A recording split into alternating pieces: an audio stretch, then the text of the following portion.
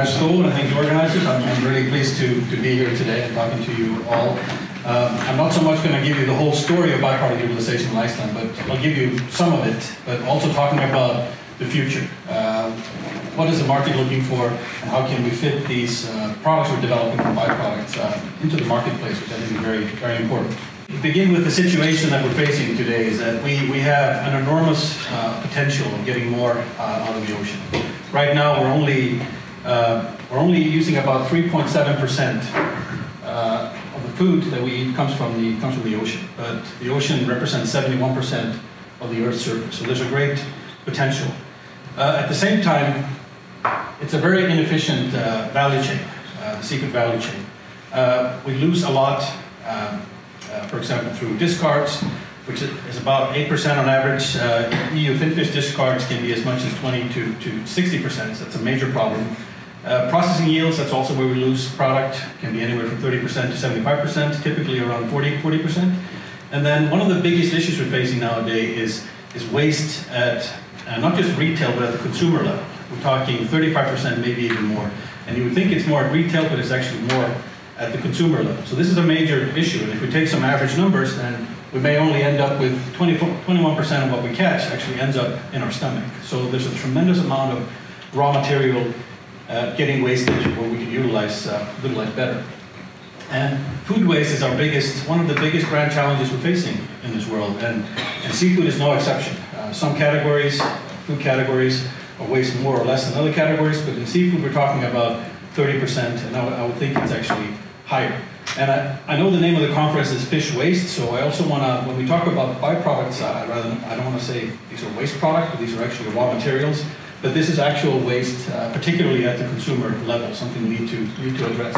Because by 2030, we'll need 50% more food on this planet, so this cannot go continue like this. So Iceland, I know we're an example of how we have responsible fisheries. We're utilizing our fish to our current fullest potential, but we didn't used to be like this. We didn't used to be a good example of how to utilize fish. And back in the day, there was tremendous waste in the industry. You were getting because you were focused on volume, not so much quality. And when you're focusing on volume and you have no way of preserving the fish you're catching, then you end up using it in fish meal and other lower value applications. So we used to be a bad example, but things turned completely around, and now we are a good example. Over the past few decades, there's been tremendous development in the fishing industry, not only how we fish products, but also how we process products, how we preserve products, and also how we process it into different food products for the market. So it's a completely different story now. But we're still not at 100%. We still need to do better. So if we look at the cod, cod is a good example. It's not all about volume. Back in the day, we were focusing on volume. For example, in 1981, we were catching 460,000 tons of cod, and this is the value we got out of cod. And in 2017, we're catching way less, almost half the amount of cod we caught in 1981, but we're getting almost double the value.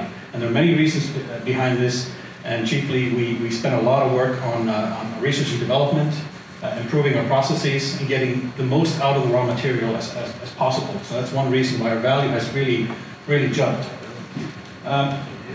It's fantastic to see what we've been able to do with cod over the years. I would love to say we're at 100% utilization with cod, but we're probably closer to about 75, somewhere between 70 and 80% utilization. But there's been tremendous development in the last 20 to 30 years how to produce high-value materials from the byproducts, or from the rest raw materials. And again, I don't want to call it waste, because these are actually raw materials. So if you take trimmings and bones, for example, we have a big industry. The traditional industry would be drying them for export markets, for example, into Africa. But there have been tremendous developments in biotech, where we've been able to extract the proteins from these raw materials and produce functional ingredients, supplements for people, very high-value ingredients. And then if we look at, for example, the skins, we've had a long tradition of making fish leather from skins, but lately we're producing collagen, extracting it out of the skin, cosmetic products. And one of the more interesting products we've developed over the last few years in Iceland is medical products from skin, like a medical patch, a very expensive product. The livers, of course, traditionally we've been producing fish oils from fish livers, but this is also now moved into the medical category, the skincare category, using these unique fatty acids, the omega-3 fatty acids, for various medical purposes. And then, of course, canning of fish livers, which is more of a traditional industry. And then one of the, which is still a big problem, are the intestines, the guts, because we have European regulations limiting the way we can use guts for food products, but there have been very innovative development where companies, people sitting in this room, have developed ways to extract enzymes from the guts, using them in cosmetic products, using them to make seafood flavors, for example, and medical device products lately. The cold sign product, which you spray in your mouth and it actually reduces the onset of cold. So who would have thought you could have used fish guts to actually fight cold? You know, nobody would have thought that 20, 30 years ago. So some remarkable developments. And we haven't just been working with cod, of course. There are other side products in the industry where we've had successes in Iceland. For example, shrimp shells, which was a major byproduct back in the day. We have two companies up north in Iceland at the same time developing very innovative products from the shrimp shells, chitin and chitosands and chito-oligosaccharides, which can be used for wound dressings, for as a supplement, even in bone regeneration. And then companies making flavors out of the byproduct. For example, shrimp stock or lobster stock from the byproducts. So these are just some of the examples of what we've been able to do with byproducts and developed a flourishing, I would say, side industry to the more conventional seafood industry. So how did we get there? I would say one reason we got there is because we really put effort into research and development, of course, in how we developed our fishing system and our processing systems. But there was a big shift in the early 2000s when we had a fund in Iceland called the AVS Fund, which is Added Value Seafood Fund. And we saw a big jump, whether it's coincidental or not, we don't know, but we saw a big jump in the value we got out of each caught fish, and also the yields we got out of the products. But over the last few years, this has actually flattened, and at the same time, we've actually seen less funding going into seafood research in Iceland, which is a big concern of mine. So I think this is money that we're going to get back multiple times if we invest in more research and development in seafood. So this is a concern of mine that we're seeing this curve flattened. So why are we developing these products from restaurant materials? Well, first of all, it is there. We need to do something with it. We don't want to throw it away. We don't want to turn it into necessarily low-value products. We want to turn it into high-value products, ideally consumer products that do something positive to us as human beings or pets or whatever. So we have this massive market ahead of us, in front of us, which is the bioactive ingredients, the bioactive products market, the functional ingredients markets. It's well over $200 billion market. It's extremely competitive, and we're dealing with niche products, trying to get them into this market. And sometimes we have to develop our own market to get it in there. So that's something we have to keep in mind, because I've been in this industry for 25 years now, and we tend to go for the technical solution before we actually think about the market. And what I've learned over the last 25 years, you should do the opposite. You should understand the consumer, understand the market, and then you develop the technical solution. So that's something we've got to do better, at least here in Iceland. But the good thing is the market is really seeking these products. It's seeking natural products, it's seeking sustainable products, environmentally friendly, free from, clean products, unique, pure, renewable. This is what the market is asking for. This is what we can actually deliver. We just have to communicate that message to the market and the consumer. What's happening in the market, it's developing in very interesting ways. It's actually, traditionally we had two different markets. You had the fast consumer good markets, your typical foods, you kind of enjoyment, typical shampoos and skin creams. And then you have the pharmaceutical market, which is really there to not prevent disease, but actually fix problems when you have problems. But we're seeing a new market develop in between the consumer market and the pharmaceutical market. This is called the consumer healthcare market. And this is really where most of the innovation is going on now. This is where all the startups are getting money. All these innovative startups are in that marketplace. And this is a market that's really tailored to fixing the problems before it becomes a problem. Preventing heart disease, preventing inflammation and things like that. And this is really where the opportunity is for especially these biotech products from the seafood industry. And another thing that's happening in the market is the consumer is changing. the demographics are changing dramatically. This is an example from Japan, where in the 1960s you had a very young population, and the same developments you see in the EU, in the US. And nowadays it's more of an even column, even distribution between ages.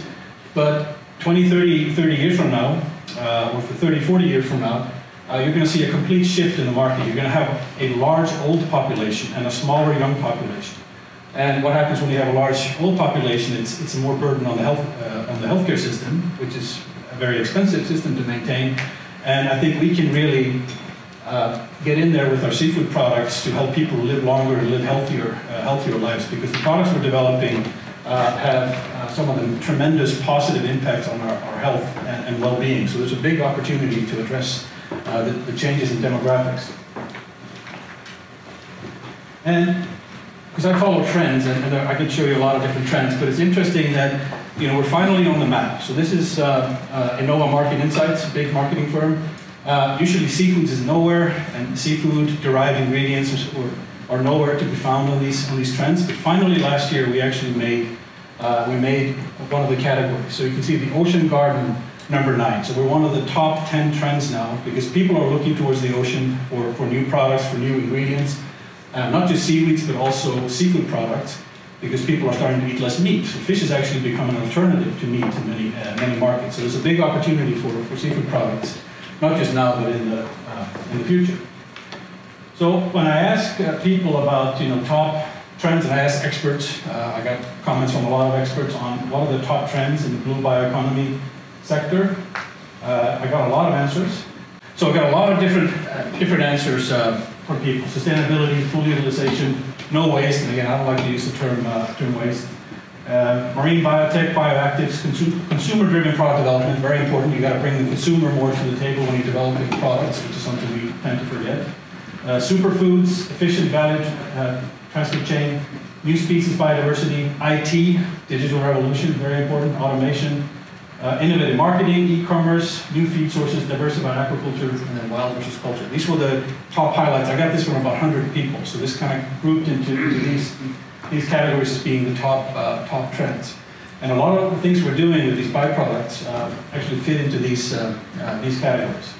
When we're putting these products on the market, we got to think about what does the market want? Does the market want fish enzymes or fish collagens or seaweed extracts? I mean, does it really want them? And these are some of the key trends that are shaping investment decisions in the marketplace right now, what investment companies are looking for. First of all, the common brands, the commercial brands you know about, like Pepsi, Nestle, those type of big brands, they're all under great pressure. They're actually seeing stagnated sales. So a lot of money is going into these new innovative companies that bring something new to the table that speaks directly to the consumer. And that's the second point. You really have to get share of heart. You really have to connect with the consumer, with your product. It needs to know its story. It needs to find a meaning of actually buying the product. It needs to have a bigger meaning than to its, personally. It needs to mean something to its environment, do something positively to the environment, to the community that people are living in. And the products also, you need to appeal to the millennials, and I'll talk about that later. This is the biggest consumer nowadays, is the millennials, and then the upcoming Generation Z. And companies that are developing products, they have to keep in mind that we're going through a huge digital revolution nowadays, and if they don't follow the trends, they're going to be left behind. And then trust and transparency is extremely important to the consumer nowadays. They want to know the products are sustainable, environmentally friendly, and they want to know everything about the product. You can't hide anything when it comes to your product and when it comes to these new consumers. And then there's an interesting development in food science, because part of the consumers, they just want clean food. But another part of the consumers really like high-tech food, DNA modified food, so it's actually kind of a split. But both markets are actually flourishing. And then you need to have a protectable moat. What I mean by protectable moat, you need to have some IP that is unique, and the people can't easily replicate what you're doing. So these are kind of some of the key trends shaping investment decisions. And I mentioned the millennials, because millennials are really the group that are driving this food revolution we're seeing all over the world, not just in the US, but all over the world. But it's an 18 billion food revolution in the US. They underpin a huge sustainable investment market. So this is the group we really need to need to talk to, because they have the biggest purchasing power of all groups that are currently walking on this earth. They're very influential. They're highly connected. Of course, connected to their gadgets and all, highly connected, digitally connected, and they're very demanding. This group. Unfortunately, I'm not in this group because I'm a little too old to be in the group. But it's people born around 1980 to around 2000. So a couple of my kids are in the group, so I know what I'm talking about. So they want to know everything about the product. They want to know: is it sustainable? Is it environmentally friendly? Is the company responsible? And they also want to connect with the product. So the story is very important when you're marketing to this group of people. And that's why a lot of the big companies have actually been pouring money into these smaller, more innovative companies because they're much faster. Over the last few years, they've gotten around, I think, $8 or $10 billion just in the US, about 600 different smaller companies that have been developing these innovative products to meet these market needs. And I mentioned the Industry 4.0, the digital revolution. If you don't, because we're all getting connected, and by 2020, this is an old slide, 26 billion devices will be connected. It's probably closer to 80 billion devices that will be connected by 2020. So companies need to really get on the bandwagon if they're not following all the digital trends that are going on. And we are addressing this, for example, in Iceland. There's a company that's marketing directly to the millennials. So they can buy products in the supermarket in the US and they can get the whole story behind the product. In Iceland, it's a good example of how you can connect the consumer with this product. And then we have an interesting project at Mattis, if you go to the next slide. We're actually combining digital tools and utilizing byproducts and create these innovative, extremely innovative forms using 3D food printing, for example.